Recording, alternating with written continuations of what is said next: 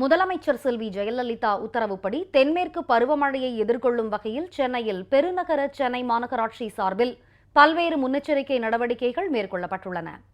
மாநகராட்சி ஊழியர்கள் 24 மணி நேரமும் கண்காணிப்பு பணியில் ஈடுபடுத்தப்பட்டுள்ளனர். அனைத்து சுரங்கப்பாதைகளிலும் பணிபுரிய அலுவலர்கள் நியமிக்கப்பட்டுள்ளனர். நீர் இறைக்கும் 600 விசை மோட்டார்கள் பரிசோதிக்கப்பட்டு இயக்கப்பட தயாராக உள்ளன. தமிழகம் மற்றும் கேரளாவில் தென்மேற்கு பருவமழை கடந்த 7ஆம் தேதி தொடங்கியதை அடுத்து தமிழகத்தின் பல்வேறு பகுதிகளில் பரவலாக மழை பெய்து வருகிறது. தமிழகத்தில் இந்த ஆண்டு தென்மேற்கு பருவமழை 4 முதல் 6% கூடுதலாக பெய்ய வாய்ப்பு இருப்பதாக சென்னை வானிலை ஆய்வு மையம் தெரிவித்துள்ளது. இந்நிலையில் சென்னையில் கடந்த செவ்வாய்க்கிழமை இரவு 9 சென்டிமீட்டர் அளவுக்கு மழை பெய்தது. புதன்கிழமை 6 சென்டிமீட்டர் மழை பதிவாகியிருந்தது. கடந்த ஆண்டு வடகிழக்கு பருவமழை காலத்தின் போது 100 ஆண்டுகள் இல்லாத அளவுக்கு மிக கடுமையான மழை கொட்டி தீர்த்தது. முதலமைச்சர் செல்வி ஜெயலலிதா மேற்கொண்ட போர்க்கால நடவடிக்கைகள் காரணமாக உடனடியாக சென்னையில் இயல்பு நிலை திரும்பியது.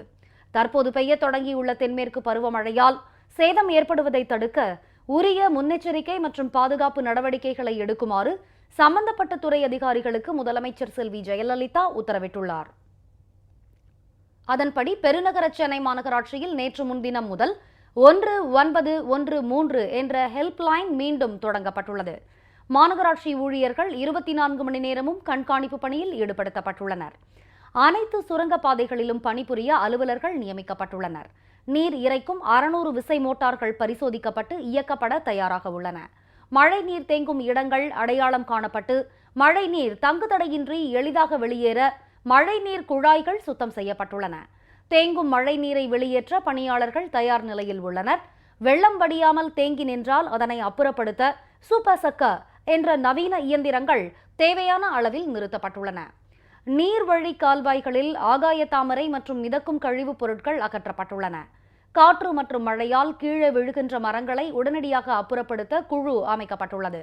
மின்சாரத்தில் இயங்கும் மரம் அறுக்கும் ரம்பங்கள் மற்றும் இயந்திரங்கள் இயங்கும் நிலையில் வைக்கப்பட்டுள்ளன.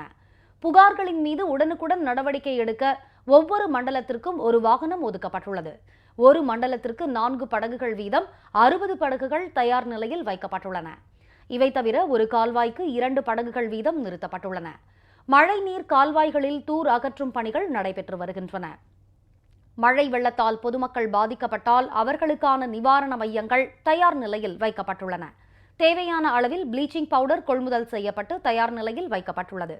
நகரும் மருத்துவ முகாம்களுக்கான மருத்துவ குழு அமைக்கப்பட்டுள்ளதோடு தேவையான அளவில் மருந்துகள் கொள்முதல் செய்யப்பட்டு இருப்பில் வைக்கப்பட்டுள்ளது.